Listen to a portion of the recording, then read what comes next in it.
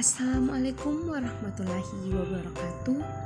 Hai, perkenalkan nama saya Nadia Novitasari dengan NIM 230501501006. Program Studi Pendidikan Bahasa dan Sastra Indonesia. Pada video kali ini, saya akan membahas mengenai problema fonologis dalam bahasa Indonesia yang terdiri dari problema akibat unsur serapan, problema akibat pengaruh kedaerahan, dan problema akibat hiperkorek. Sebelum kita masuk ke bagian-bagiannya, terlebih dahulu kita harus mengetahui apa sih itu problema fonologis dalam bahasa Indonesia. Problema fonologis dalam bahasa Indonesia dapat timbul akibat adanya unsur serapan, pengaruh kedaerahan, dan hiperkoreksi, di mana unsur serapan bisa menyebabkan perubahan bunyi asli, pengaruh kedaerahan yang menciptakan variasi dialek, dan hiperkoreksi mungkin menghasilkan pelafalan yang tidak sesuai dengan standar. Yang pertama, problema akibat unsur serapan. Unsur serapan dalam bahasa Indonesia merujuk pada kata-kata yang diambil dari bahasa asing. Problematika fonologis yang timbul akibat unsur serapan melibatkan perbedaan pengucapan dan penyesuaian dengan sistem bunyi bahasa. Problema tersebut dapat mencakup penyesuaian vokal atau konsonan yang tidak umum dalam bahasa Indonesia, sehingga menimbulkan ketidaksesuaian fonologis. Contoh problema akibat unsur serapan. Yang pertama, contoh kata restoran yang diambil dari bahasa Prancis restaurant dengan penghapusan fonem T pada akhir kata. Yang kedua, contoh kata komputer yang menjadi komputer mengalami penyesuaian dalam bahasa Indonesia, yaitu huruf C berubah menjadi K.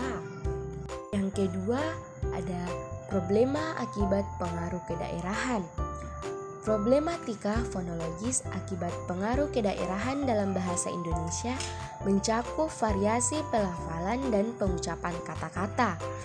Definisi masalah ini adalah perbedaan dalam sistem bunyi antara daerah-daerah yang dapat mengakibatkan ketidaksesuaian fonologis. Contoh-contoh masalah fonologis yang timbul akibat pengaruh kedaerahan termasuk variasi pengucapan huruf-huruf atau bunyi tertentu. Misalnya, kata air, terdapat variasi antara daerah yang menghasilkan pengucapan air.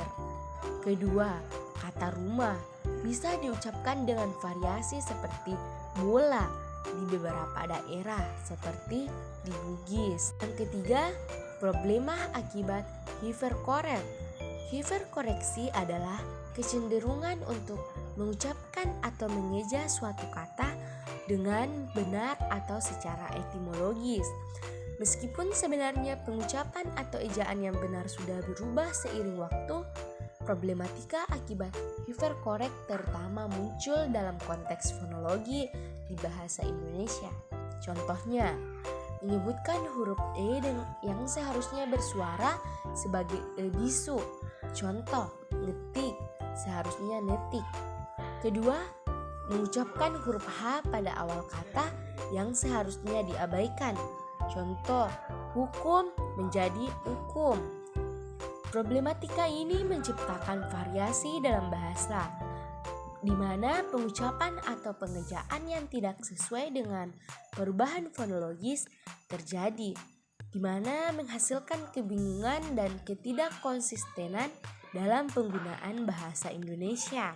Baik, itu saja yang dapat saya sampaikan mengenai problema fonologis dalam bahasa Indonesia.